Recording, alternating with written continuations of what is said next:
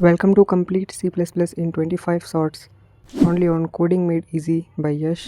Lecture 5 का हमारा topic है इफ एल्स स्टेटमेंट्स। जब कोडिंग के टाइम ऐसा केस आए कि कोई कंडीशन ट्रू होने पे कुछ और स्टेटमेंट को रन करना है अदरवाइज़ किसी और को, तब हम वहाँ पे यूज़ कर सकते हैं इफ एल्स स्टेटमेंट का।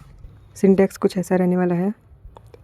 इफ़ के अंदर जो भी कंडीशन लिखा रहेगा वो कंडीशन ट्रू होने पे फर्स्ट कर्ली ब्रेस वाले स्टेटमेंट्स रन होंगे, अदरवाइज़ एल्स स्टेटमेंट रन हो जाएगा।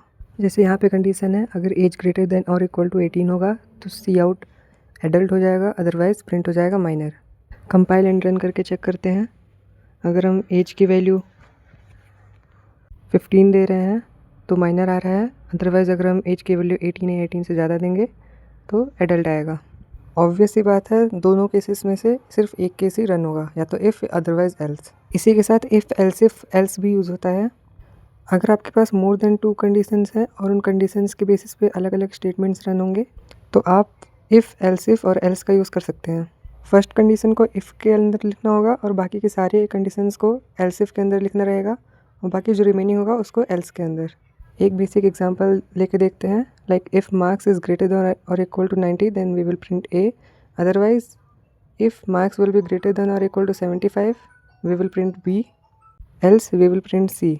इंपॉर्टेंट पॉइंट ये है कि इफ़ एल्स और एल्स में जो भी सबसे पहला कंडीशन सेटिस्फाई होगा वो स्टेटमेंट्स रन हो जाएंगे और बाकी सारे स्टेटमेंट्स को स्किप कर दिया जाएगा।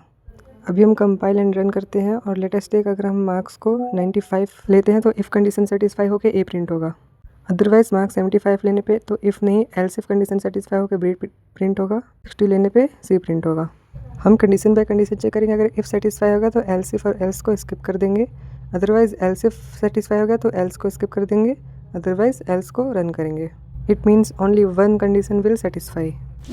एक इम्पॉर्टेंट पॉइंट और कॉमन मिस्टेक होता है कि असाइनमेंट ऑपरेटर और इक्वल ऑपरेटर में कन्फ्यूज़न, जैसे कि हमें चेक करना है क्या मार्क्स 50 के इक्वल है या नहीं है।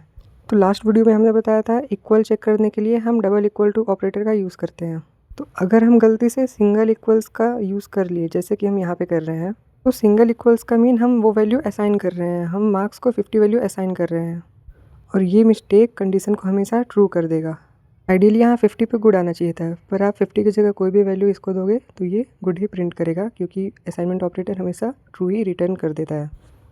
यहाँ पे हम मेंशन भी कर देते हैं कि मार्क्स इक्वल 50, ये सिर्फ एक सिंपल असाइनमेंट ऑपरेटर हो जाएगा, ना कि इक्वल टू। और इक्वल टू के लिए आपको डबल इक्वल्स ऑपरेटर का यूज़ करना होगा। अंडर 25 शॉर्ट्स हम कवर कर लेंगे complete C++। Subscribe coding made easy by Yash.